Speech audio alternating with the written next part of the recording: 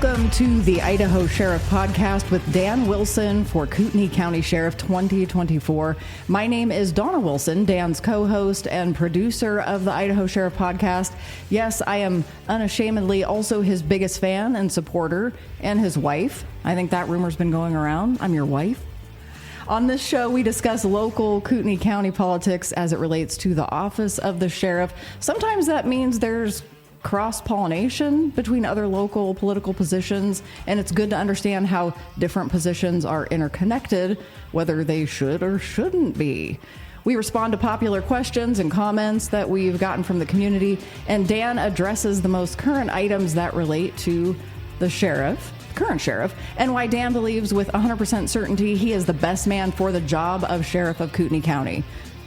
And here's Dan Wilson. I'm going to let you say hello. Hello, everyone. Thanks for joining us on this third episode of the Idaho Sheriff Podcast. Hopefully by now you have already listened to episodes 1 and 2, have a little bit of background on who I am, where I came from, what my intents are in pursuing the office of the sheriff for Kootenai County. Today, we're going to talk more on local subjects as well as some of my philosophy when it comes to being a constitutional sheriff of and by and for the people. Speaking of constitutional sheriff, you got a recent endorsement by Sheriff Richard Mack, which was exciting. I want you to tell us why that is an important endorsement, why you respect him, Sheriff Mack, the way you do, who he is, what he's in charge of, and why this is important to the people of Kootenai County. Yeah, a little background on Sheriff Mack. Now, Sheriff Mack, he is no longer a sheriff, but he was a sheriff back in the 80s and 90s down in Arizona. He is known because when he was sheriff of Graham County, Arizona, he sued the Clinton administration when they enacted the Brady bill. And part of this bill required, it was carried out by the ATF, who met with all the local sheriffs at this time in Arizona and other areas around the country, over 3,000 sheriffs in the entire United States, and basically told them that they were going to start enforcing this new act that Congress had passed. And Clinton signed into law, and they said, no, we're not going to do that. So Richard Mack sued the United States and eventually was enjoined by some other sheriffs in Arizona and Sheriff Prince out of Montana. They eventually were heard before the Supreme Court, and the Supreme Court, in a majority ruling, came to the conclusion that the chief law enforcement officer of the county, and that is the elected sheriff, is not mandated by the Constitution to carry out the orders of the federal government. In fact, Scalia, in the majority opinion, clearly articulated the separation of powers. And we've talked about that quite a bit before. We may talk about that a little bit later, but he was the first successful sheriff to ever sue the administration and to win something that was a huge landmark decision for the counties in this great country, which is the sheriff is the chief law enforcement officer of the county and is sovereign. He is not to be told what to do by the state or the federal government, nor does the sheriff tell the other branches what to do, but it is understood that the sheriff is the representation, the chief law enforcement officer to protect the people's rights to life, liberty, and property. So why is that such a big endorsement? Well, Sheriff Mack several years ago formed a organization entitled, or they call themselves the Constitutional Sheriffs and Peace Officers Association.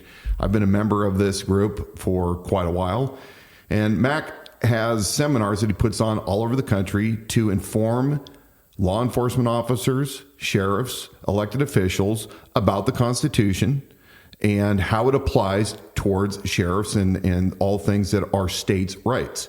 So to be endorsed by Sheriff Mack is kind of a gold standard for those of us who call ourselves nowadays constitutional sheriffs. Now, that comes to an interesting point because you have a sitting sheriff here in Kootenai County who didn't get that endorsement. He didn't. Why did you receive that endorsement over Sheriff Norris, who claims to be a constitutional sheriff?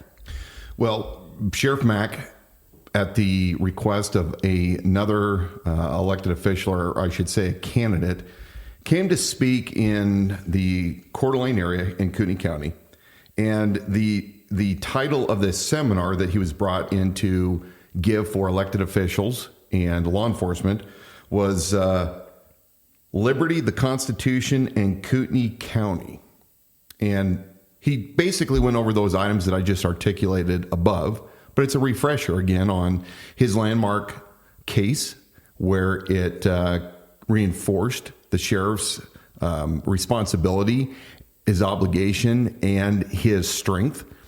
But more importantly, it let the citizens also know what their rights are and how to best support their sheriff and understand how the founders and all their wisdom set up this great form of government that we have. So he was here speaking, and as he articulated, because he was asked, in fact, I don't remember the exact quote, but he said in essence that he was, do you remember the quote? I think that maybe you don't, we'll have to go back and look for it, but in essence that he was going to, now I got to look it up here on my Instagram because I want to get the direct quote. While he's looking that up, one of the things that we are going to continue with in this discussion is what it truly means to be a constitutional sheriff. An angle that I like to approach this idea of constitutional sheriff is to talk about the difference on this one between head knowledge and heart knowledge. And I'm going to let Dan dig into that. And I think you maybe found what you were looking for. Yeah, so Sheriff Mack said, "I'm taking a stand and feel you should all do the same. I am supporting Dan Wilson for Kootenai County Sheriff." Now, he was asked at this meeting as to why Bob Norris, current sheriff of Kootenai County, did not receive the endorsement, the sitting sheriff, over me as a candidate. And Sheriff Mack was very clear when he stated that he had attempted several times over the years to contact Norris. Norris has never really returned his calls or given him the time of day. And lastly, Norris was upset over some comments that Mack had made on the Nino Rodriguez Nino's Corner podcast. And he confronted Mack, and Mack said, "Hey, I'm willing to talk to you about it. I don't want to do it over text. I'd be glad to call you at a time of your choosing." He was blown off by Norris, and then Norris was invited, along with his deputies and other law enforcement, to attend this seminar, which none, as far as I could tell, not a single representative of the Kootenai County Sheriff's Office came to this event. So Sheriff Mack shared with all the people that based on his understanding of Bob Norris and his track record, some of the things that he's done, he does not consider him to be a constitutional sheriff. Now, Bob Norris, 2 days prior to this event, held his own event at a local hotel where he was attempting to have a conversation about constitutional sheriffs. Things to note, in order to attend this, now by your sitting sheriff, because it wasn't done in the capacity as the campaign, he did this by reservation only. So you had RSVP to get into the event.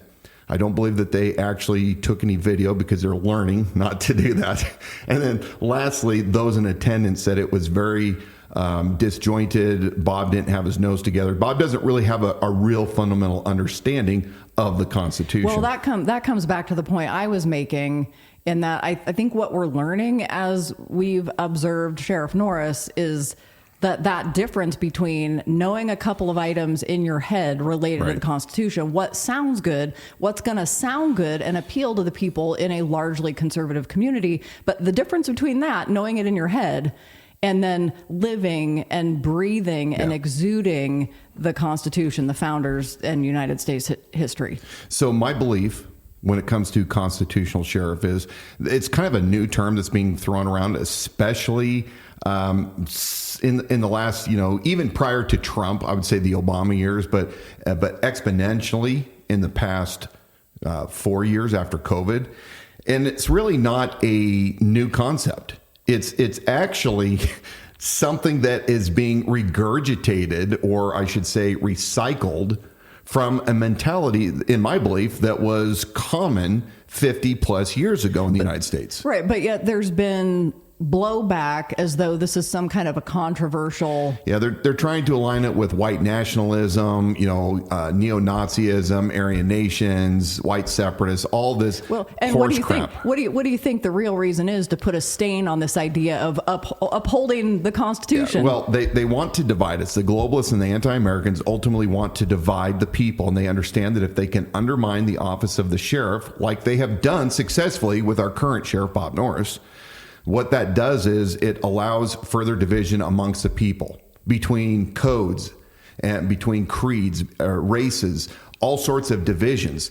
And so back 50 plus years ago, when this country was operating correctly, more along the alignment of equal protection under the law and the rule of law, no two tiers of justice, sheriffs knew their jobs, knew what their authority was back in those days, and they carried them out accordingly. Well, today, because we have fallen in love in America so much with the national government, the federal government, that is, and state government, and everybody's on some kind of, welfare from the government, some kickback. Well, we have lost sight, really, of what the correct separation of powers and rule of law is. Actually, when you say everybody's on some kind of government program or kickback, you probably have a lot of people that say, I am not. I don't have my debit card buying groceries. But think about it. If your small business is receiving funding, or right, you've got a family member that's receiving fundings or loans or something. Well, the fact that's that we're even by on Obamacare, the Affordable Health Care Act, to some degree, all of us at some point are touched by government funding. So as I was saying earlier, before people were so enamored with the federal government, which that was never the design of what the national government was, well, they started giving away rights to the federal government that they were never authorized to give away in the first place. If we think about the Bill of Rights being those items that the government is to secure for the people, those things that are given to them, the laws of nature and of nature's God, aka God gave these rights to man. Life, liberty, and property. We know them better in the First Amendment. We know them in the Second Amendment, the Fourth Amendment, the Fifth Amendment, and so on. Well, we now know that most of our federal leaders kind of don't think those things really matter anymore.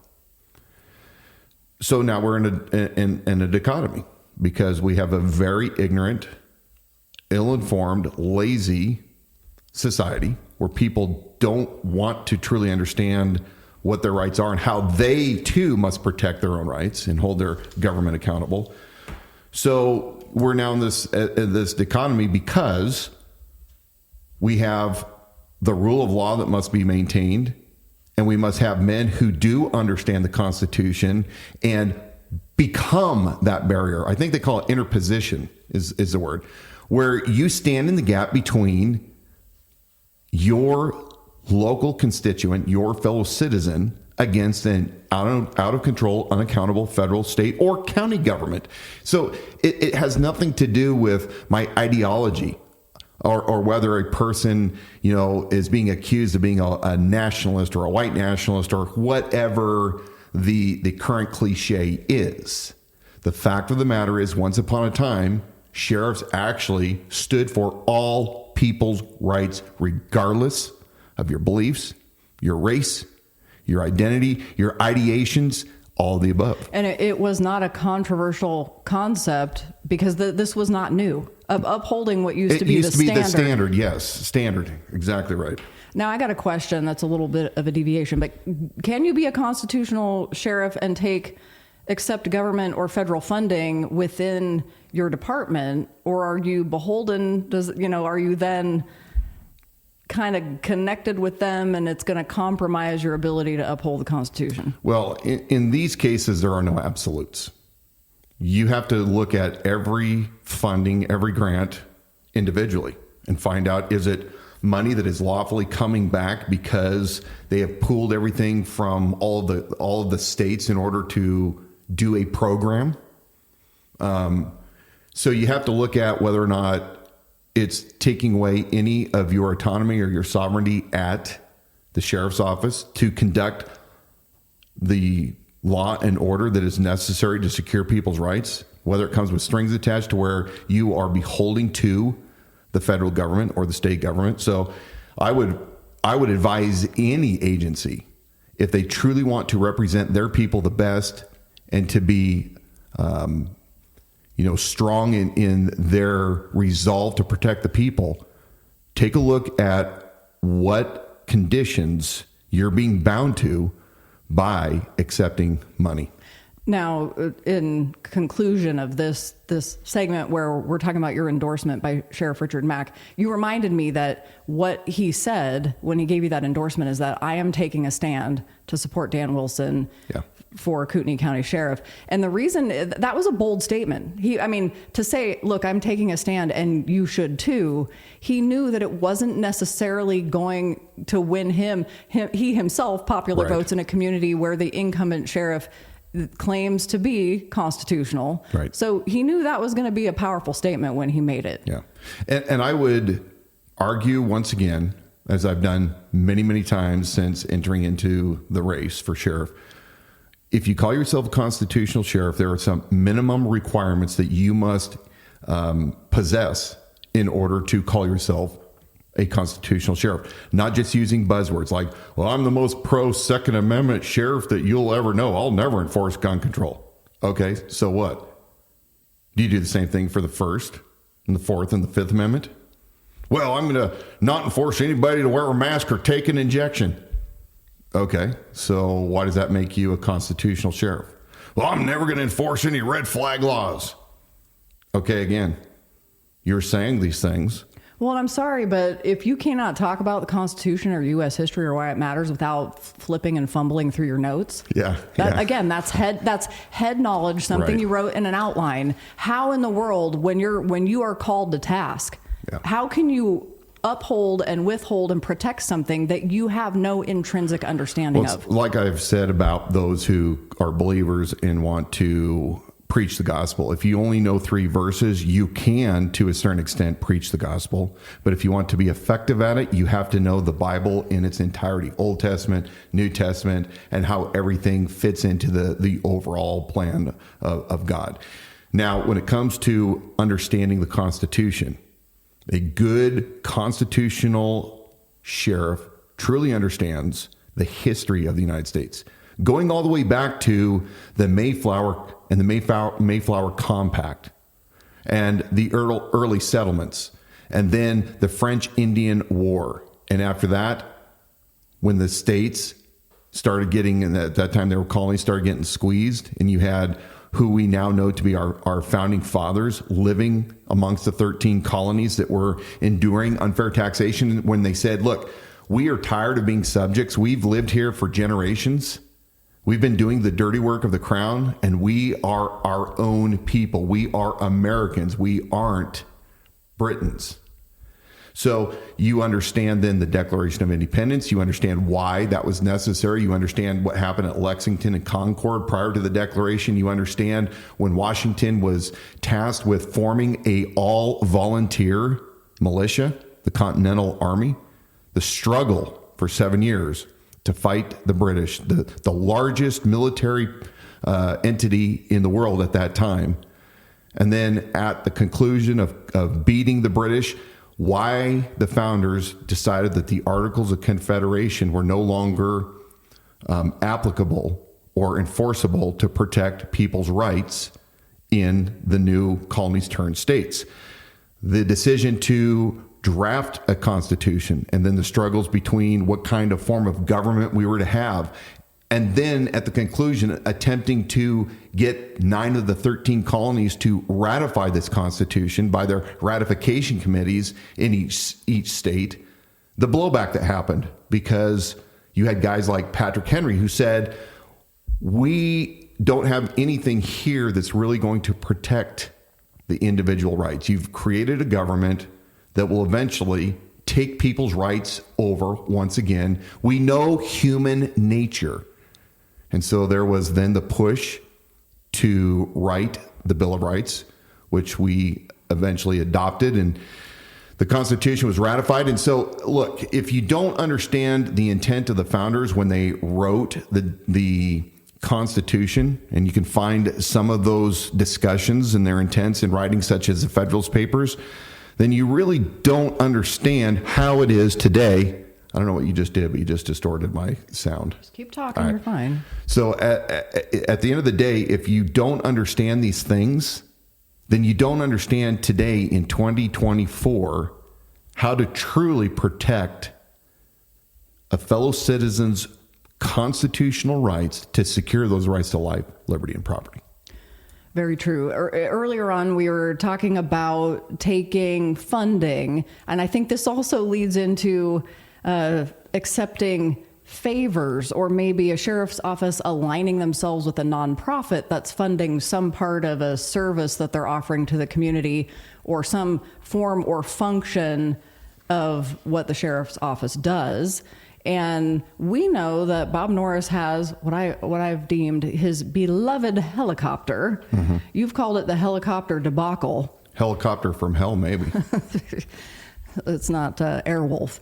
No, it is not. Far cry from Airwolf. What is this helicopter? And we talked to a couple earlier in the week that said, hey, I think the sheriff has done a good job. I'm curious to know who you are. I want to hear from you. I'm open to hearing from you. And when we asked, well, talk to me about when you say the sheriff's done a good job, what does that mean? And one of the first things out of his mouth was, well, he got a helicopter, and I think that was good. There's not a lot of ability to, I think, from the average citizen to expound on that. Well, no, it's because it cool. sounds good on the surface. It seems like a great new tool for the county, but they don't understand the cost impact, the necessity of it, the potential liability, the risk, all of these things that must be considered in order to figure out whether or not the Kootenai County Sheriff's Office should even be holding on to one of these assets. Bob comes from Los Angeles County, where he spent 30 years of his career, and he brags about this all the time. And that's a very, very large county. And of course, next to the Los Angeles Police Department, they need to have air support. And when I worked for Spokane Police Department as a reserve officer, it was imperative, especially at nighttime, that we had that air support for chases where we were going after fleeing suspects and even search and rescue. But the broader problem here in Kootenai County is we just don't need it. We're right next door to Spokane, and we've been using with a memo of understanding between the Spokane County Sheriff's Office and the Kootenai County Sheriff's Office, as well as Two Bear Air out of Kalispell. We did have helicopter support for search and rescue efforts, and on the occasion that we had some felony that we needed to be in pursuit of, we could use a helicopter. But it looks like Bob Norris really wanted this helicopter from the day that he took office, and has been aligning himself with supporters in the community to get this asset that we do not need. So it's kind of interesting for those of you who don't know about this and happen to live in Kootenai County or close by. I'm going to give you a little history here of this. So up until 2022, Kootenai County, as I had stated earlier, was using helicopter air support from other agencies, and we were reimbursing these agencies, and it was a good program. But Bob Norris and his cronies decided that they needed to try to convince the Board of County Commissioners that we must have this air support. So in early of 2022, a 501c3 nonprofit corporation was formed, and that's called the Kootenai County Regional Air Support. It's a nonprofit private corporation. They were given 5 $100,000 donations by local business leaders, some of them helicopter pilots, to purchase a helicopter. And then the Coeur d'Alene tribe, which is inside Kootenai County, also donated $200,000 towards this helicopter. Now, Lieutenant Ellis, who is a deputy for Bob Norris, here's what's interesting. For this nonprofit, he is the registered agent of that nonprofit, and originally when he signed up with the Secretary of State for the corporation, he listed the Kootenai County Sheriff's Office address as the official address of the nonprofit. Again, these are troubling things. We're supposed to have separations, right? Nonprofit has nothing to do with a government entity. Again, I said earlier, the aircraft is owned by these nonprofit members, but the aircraft was registered to the Federal Aviation Association, or Administration rather, using, again, the Kootenai County Sheriff Office address. Now, people are saying, again, why does this matter? Well, we'll get to that in short order. Fast forward to October of 2022. At a Board of County Commissioners meeting, Lieutenant Ellis and Bob Norris laid out their plan that they had these donations from the 5 $100,000 donations to support this brand new formed nonprofit, Kootenai County Regional Air Support. And then the tribe, the Coeur d'Alene tribe, also kicked in $200,000 so that they could purchase this helicopter, and then they were going to provide it free of charge to the Kootenai County Sheriff's Office to include pilots, fuel, maintenance, liability insurance, etc. And it was going to come at no cost to Kootenai County itself. So the county commissioner said, okay, fine, we're in on this. Go ahead and bring us another MOU, memo of understanding, so that we can vote on it and make this thing official. Well, in December of 22, so 2 months after Bob Norris and Lieutenant Ellis went before the Board of County Commissioners to request this information, the Coeur d'Alene Tribal Council, so their attorneys, in emails back and forth between the Kootenai County Sheriff's Office, which we are in possession of, I'm in possession of, they requested to take over primary law enforcement on all tribal lands for tribal and non-tribal members, and the Kootenai County Sheriff's Office cross-deputized all of the Coeur d'Alene Tribal Police officers. Now, Coeur d'Alene Tribal Police officers are federal law enforcement.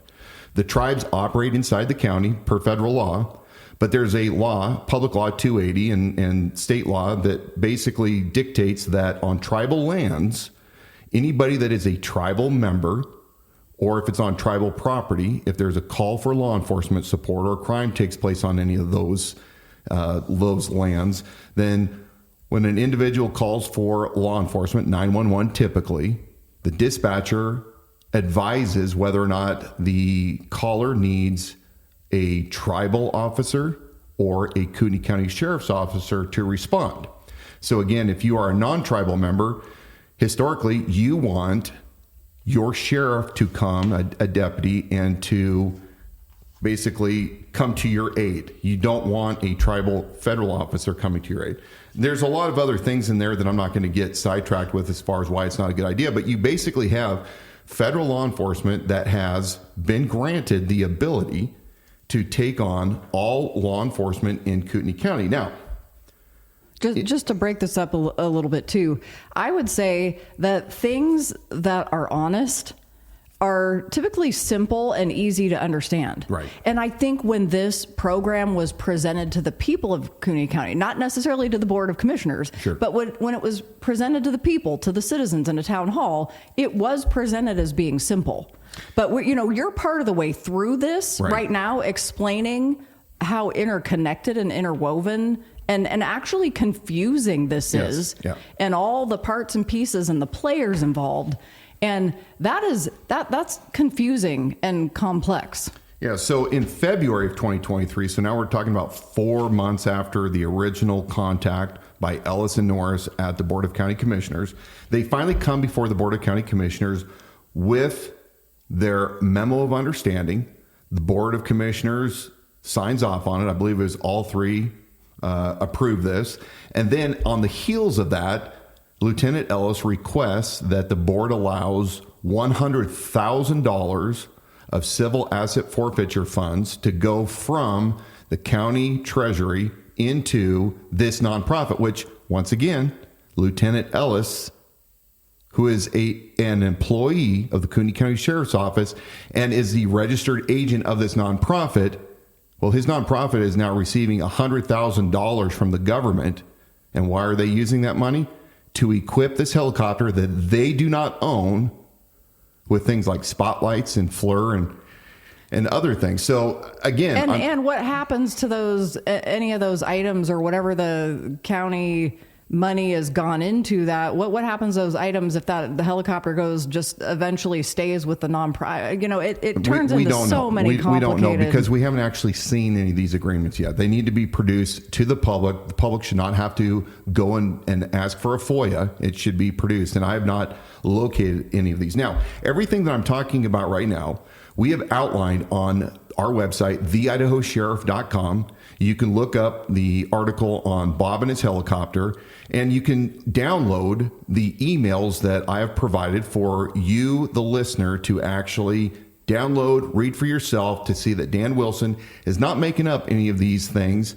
And I've also provided an outline timeline with links to the Board of County Commissioner meetings that are on YouTube, as well as provided the Board of County Commissioner meeting minutes and other documents for people to see that we're not just pulling this stuff out of thin air. So February 2023, the Board of County Commissioners allows the civil asset forfeiture money to be used.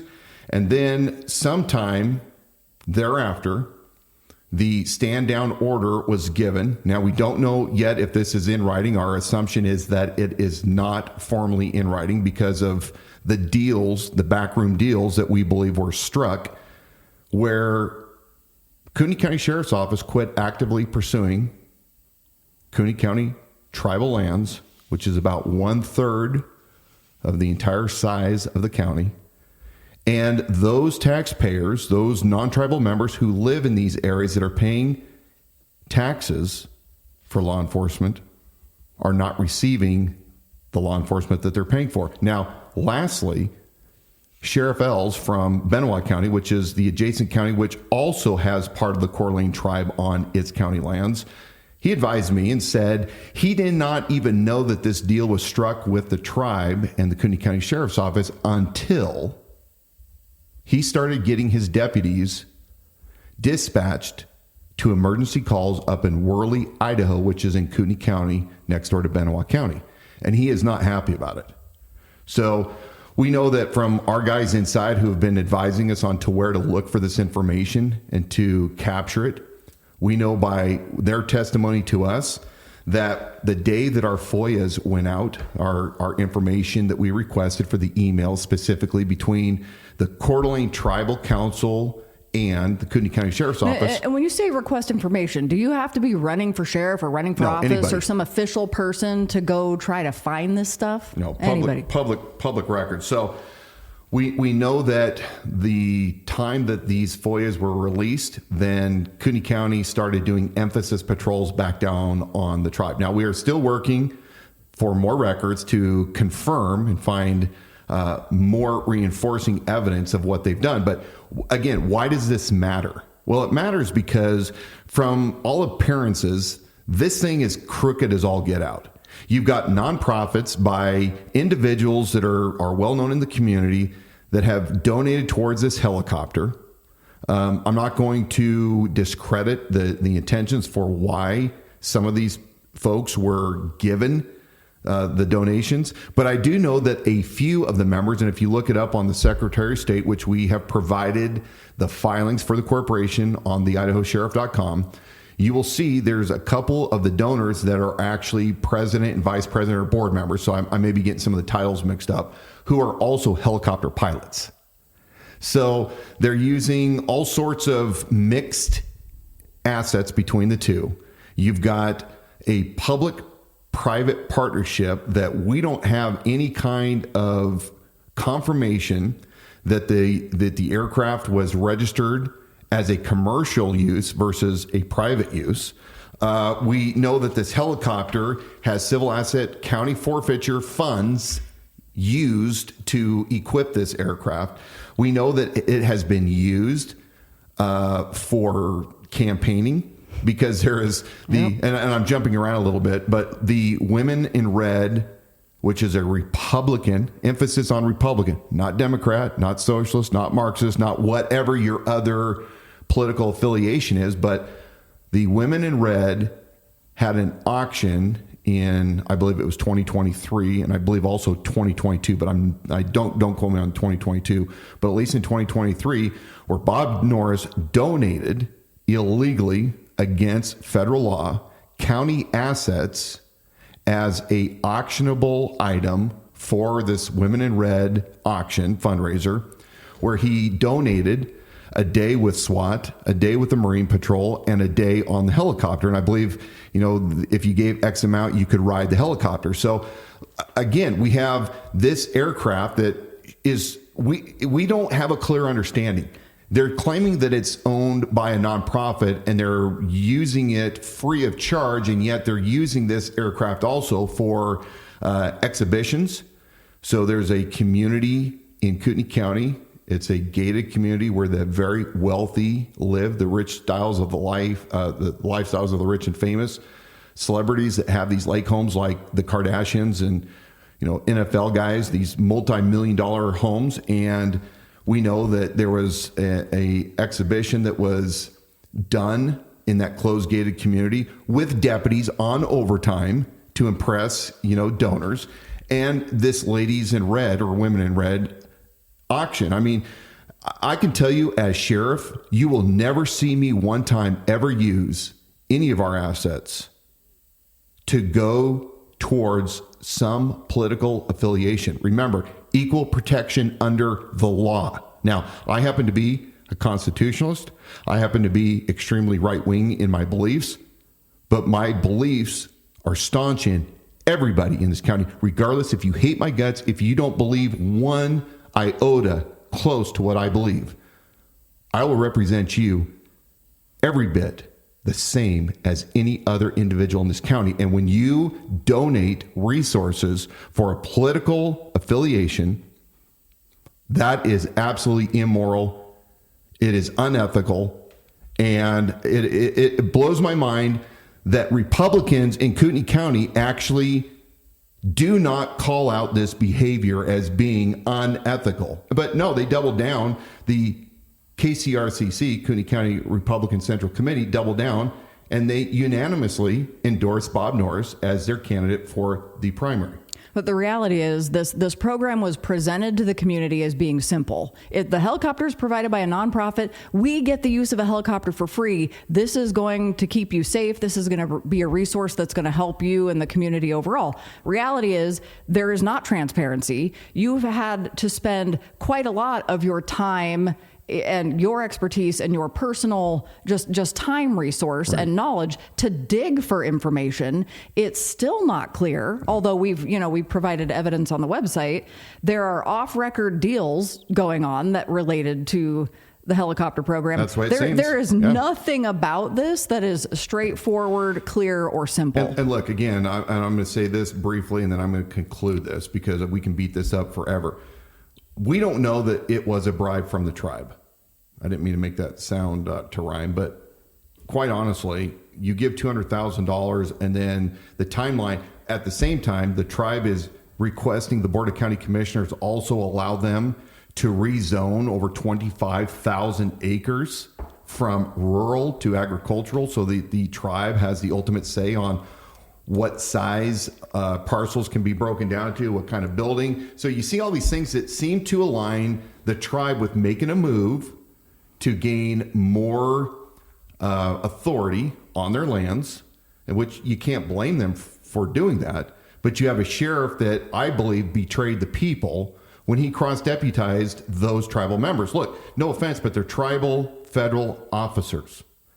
They should not be cross-deputized by the sheriff's office. They just should not. I think that we need to maintain that delineation. We work together, and it can be complex. But look, in the emails that we provided, you'll also see comments from current Kootenai County prosecuting attorney Stan Mortensen, where he discusses some of the I guess would be the obstacles, some of the things that are difficult when you're looking at a county deputy responding to a call that already has a tribal police officer, federal officer involved, and the chain of custody for evidence, as well as you have the U.S. Assistant Attorney. I always get that wrong. It's the Assistant U.S. Attorney for this region, Tracy Wellen, that also talked about this. So, I mean, look, there was council that was having discussions, but I don't believe the county commissioners were advised that this deal was going to be made. Well, that's what I was going to say is, too, you don't know who was unsuspecting. You have something this complicated and this twisted. You can't necessarily villainize anybody who had any part to do with it because you don't know who was being played. And that then is the risk that you take when you vote in candidates who are not moral and ethical people. When you vote in and they are now your leadership and you cannot trust them to be moral and ethical, you too may be an unsuspecting person that gets pulled into a scheme that comes back dirty. We know that arguably the most corrupt sheriff's office in the entire continental United States is the Los Angeles Sheriff's Office. We know Baca and Tanaka and all those scandals, even some of the stuff with Villanueva. Look, this is where Bob brags that he spent 30 years working. So a lot of these things look very similar to the pay-to-play schemes that Baca and Tanaka were involved with back in the day. And look, we're going to come to a conclusion eventually. We already have enough people that are talking to us and giving us all the information we need so we can credibly put the information out to the people. But lastly, I'm going to tell you this last piece of information. Those of you in Kootenai County that are concerned with the constant government overreach, you're concerned that your sheriff is going to protect your rights, and you hear the current sheriff tell you over and over again that he's going to protect your rights and that, he's the sheriff and he always talks glowingly about his federal agency counterparts. You got this guy that's trying to tell everybody that he is a constitutional sheriff because he has a couple buzzwords. Well, here's what your constitutional buzzword sheriff from 30 years retired out of the Los Angeles County Sheriff's Office. We obtained the flight logs for the helicopter. And recently, March 20th of 2024, the helicopter was used as an agency assist for the FBI. They loaned the helicopter to the Federal Bureau of Investigations for 3 hours for surveillance in Orofino, which is in Clearwater County, just a couple counties over. Now, some people can say, who cares? It's not Kootenai County.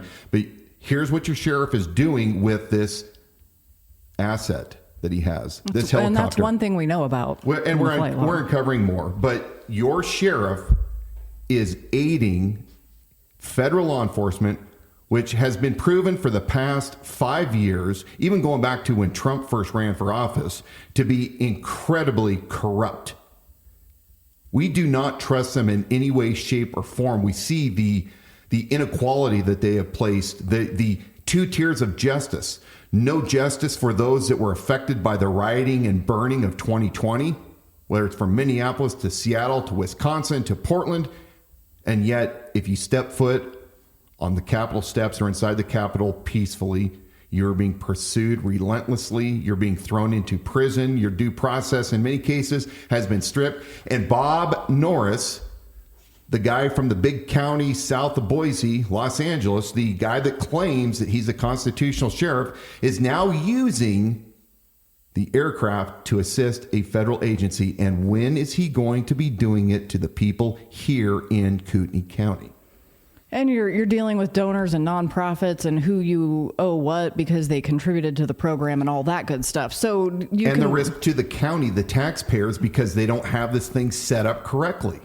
And so when you talk about, okay, that's one area where a guy like Bob Norris can be owned.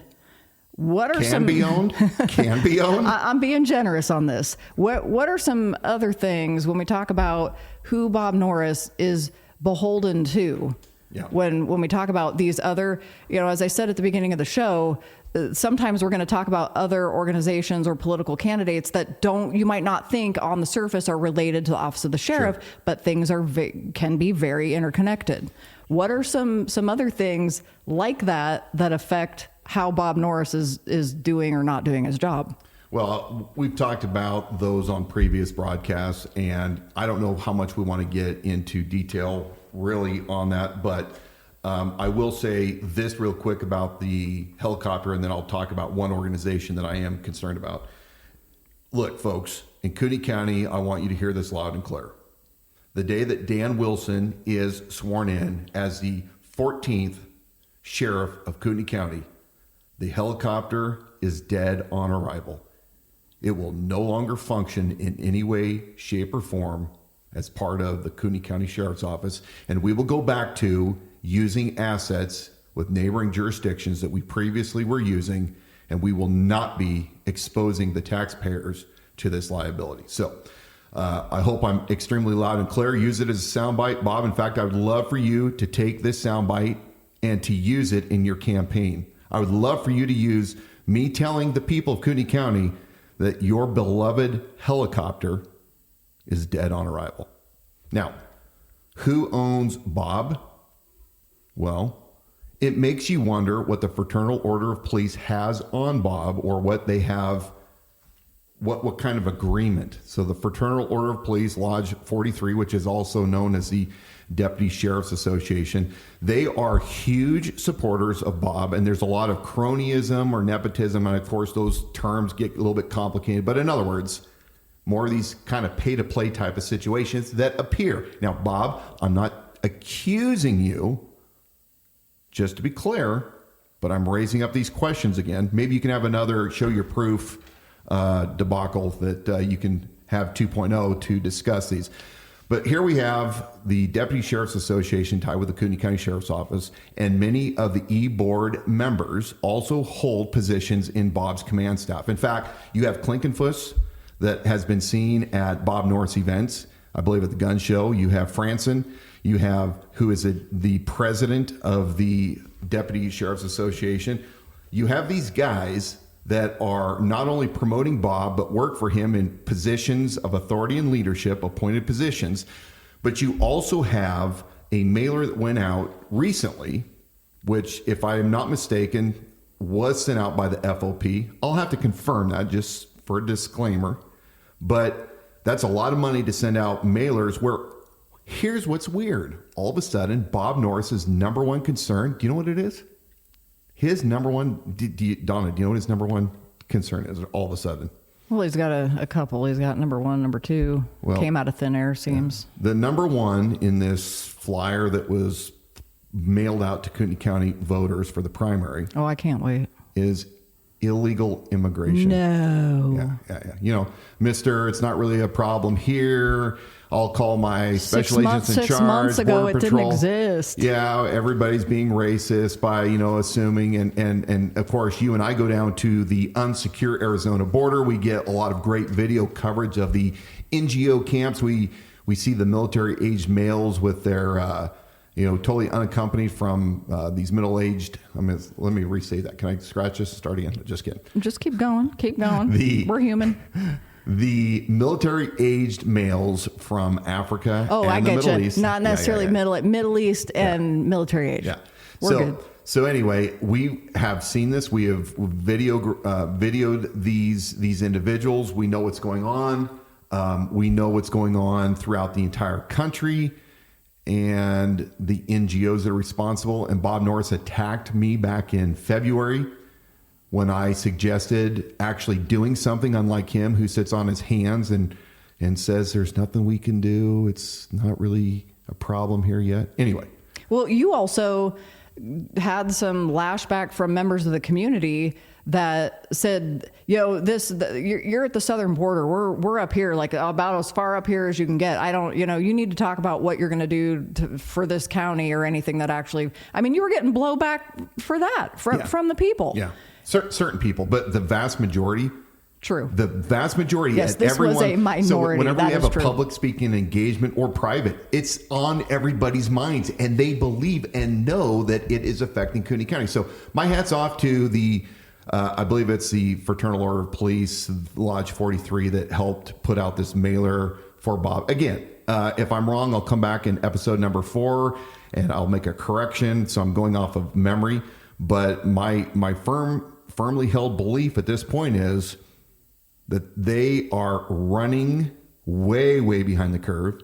They understand that they messed up. Bob and his special deputy advisor, county commissioner, Bruce Matari, didn't really think that people were that concerned about illegal invasion in their communities. So now they're trying to get Bob all caught up and make him look like he's come on. Why were you not? You've had 3 years and you're putting this now on campaign material after pathetic. All this time. Well, it's kind of like he was going to start his posse, which is called something else, but that came out. I'm not hearing him talk about that anymore. Well, we know that it wasn't his original idea. He had almost 4 years, never talked about it. He wants to say search and rescue is his posse, and they're similar but not the same. So, look, Fraternal Order of Police needs a cleaning out.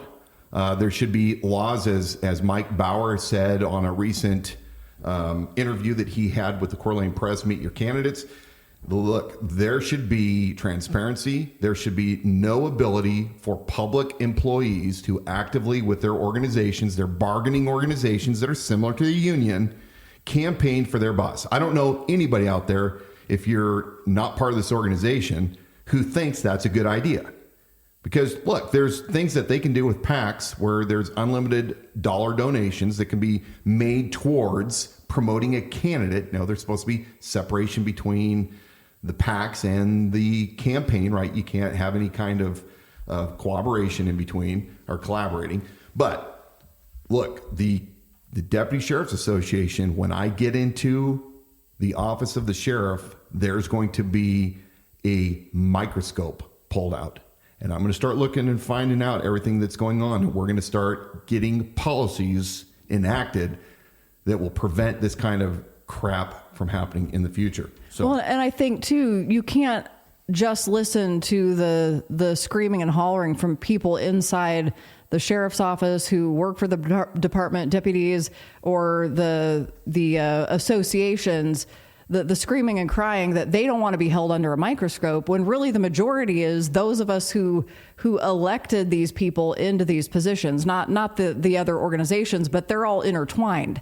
Yeah. So that's a minority that's screaming and crying. We don't want you coming in here and making us accountable for the things that we're doing. But the majority of us, yes, we absolutely do want that because we're funding it. We're funding it, and they are charged with protecting our rights to life, liberty, and property, securing our rights. Now, I'm not implying that the entire organization is corrupt. I'm not. Well, then there's nothing to worry about. They have got nothing to worry about. They have nothing to worry about if they're doing right when I come in. However, what I will say is this. I've been accused of fear-mongering. I've been accused of making idle threats.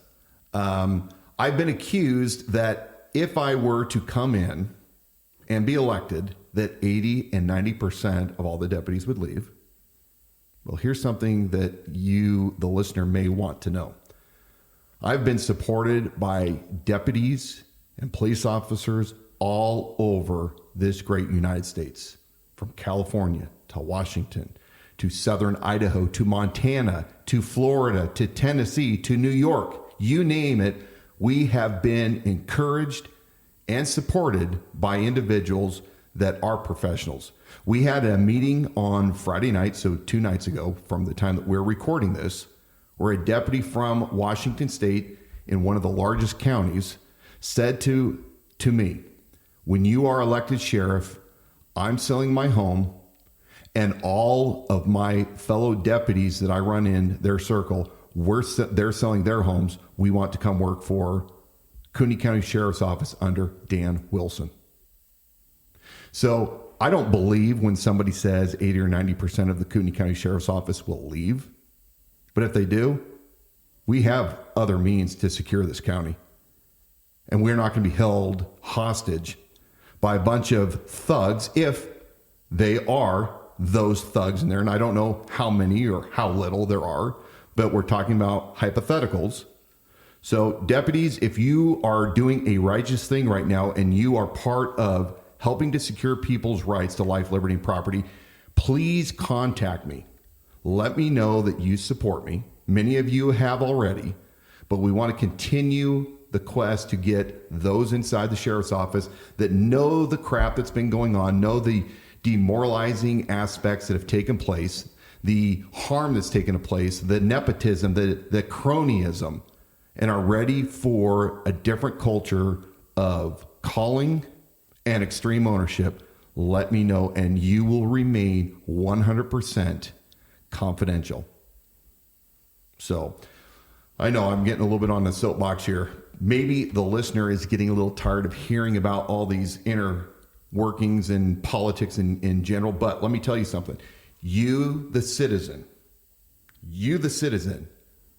are responsible for the consent that you're giving to those that govern you.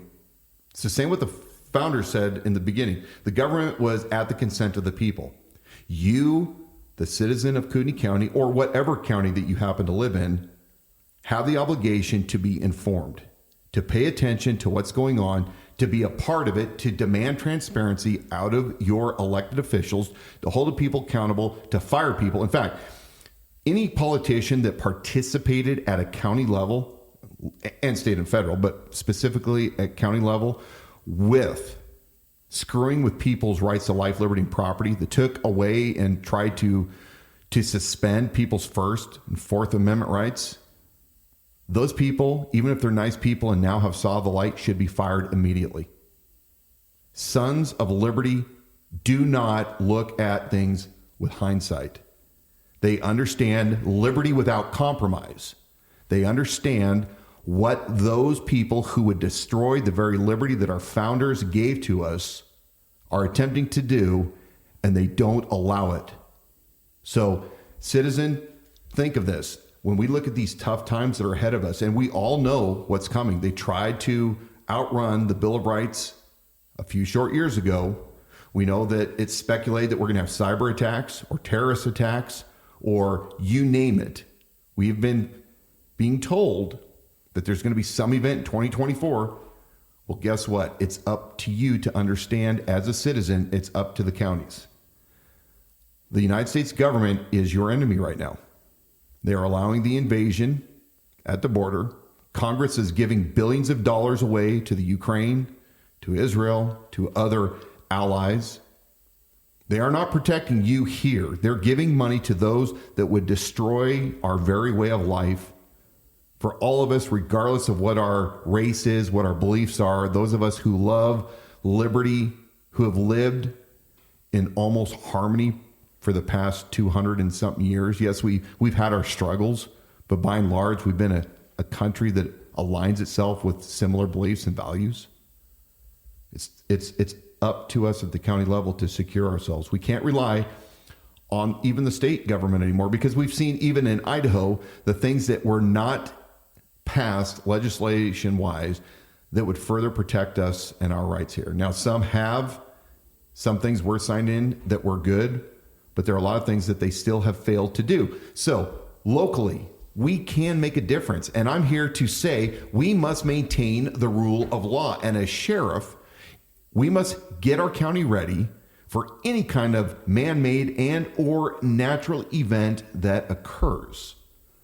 And what do? We put our plans together, because the absolute driving force the goal that we must all keep in mind is the rule of law. The rule of law must continue no matter what happens. And along with that, the due process that every one of us is afforded. Because those are the checks and balances to make certain that those rights given to us that government is mandated to protect are upheld. You do not want a militia deciding whether or not you have broken the law or not, and whether or not they're going to be the jury or the judge. You want things to run the way they have been set up, the way historically we have done things. You need, no matter who you are, to have that assurance that no matter how society breaks down, that you will still be treated as a citizen of the United States and be given that same due process that we all so desperately long for.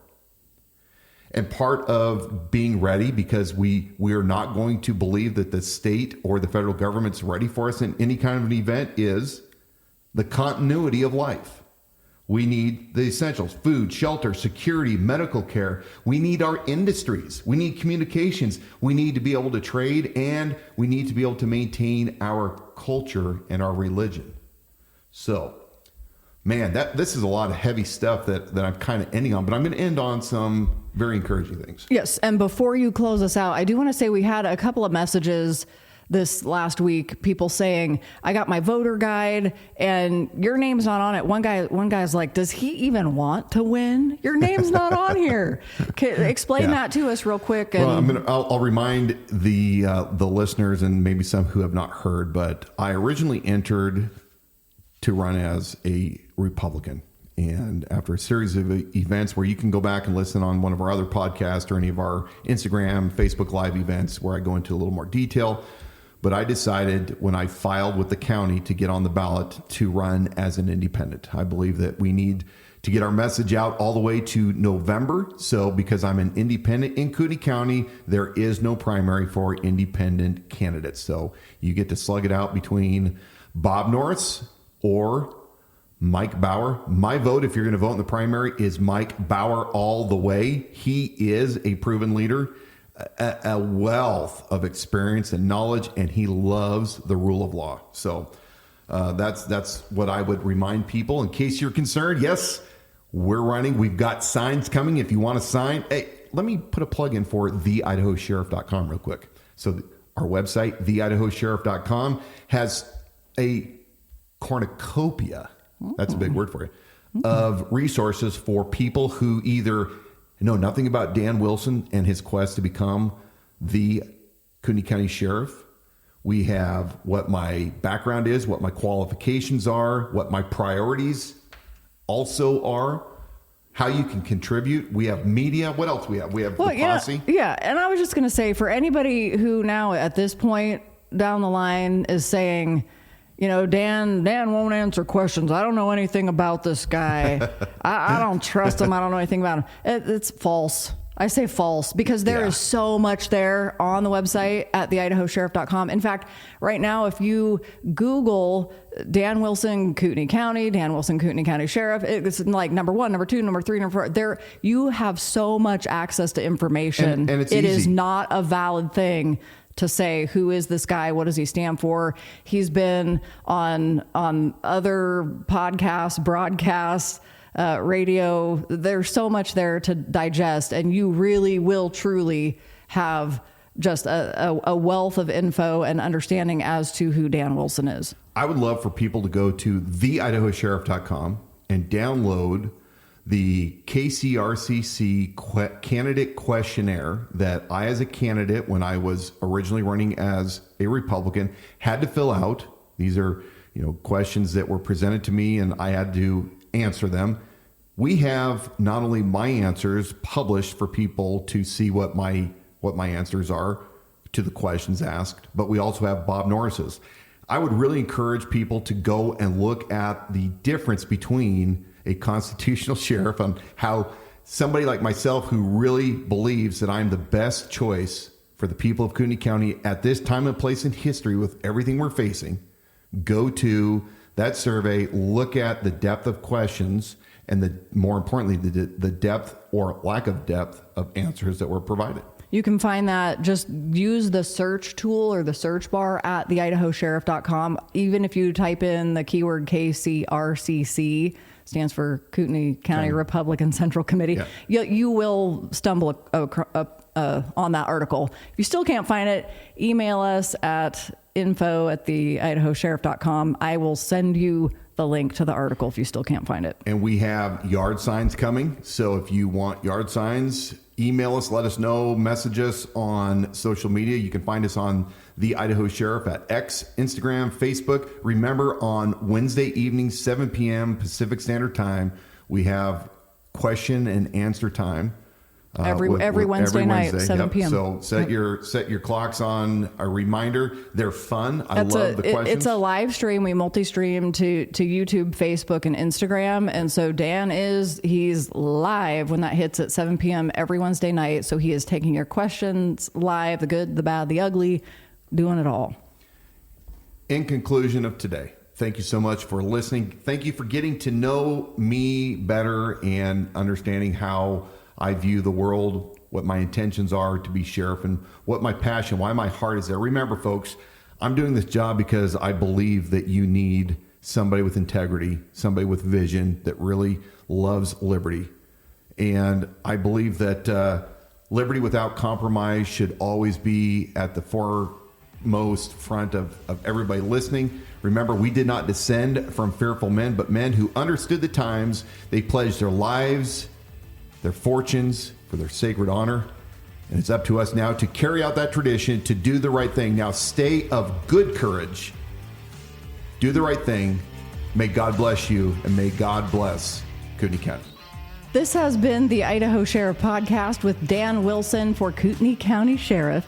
Thank you for joining us. I'm your co-host, Dawna Wilson. Find the Idaho Sheriff Podcast on our website at theidahosheriff.com. Also, you can listen and subscribe wherever you get your shows.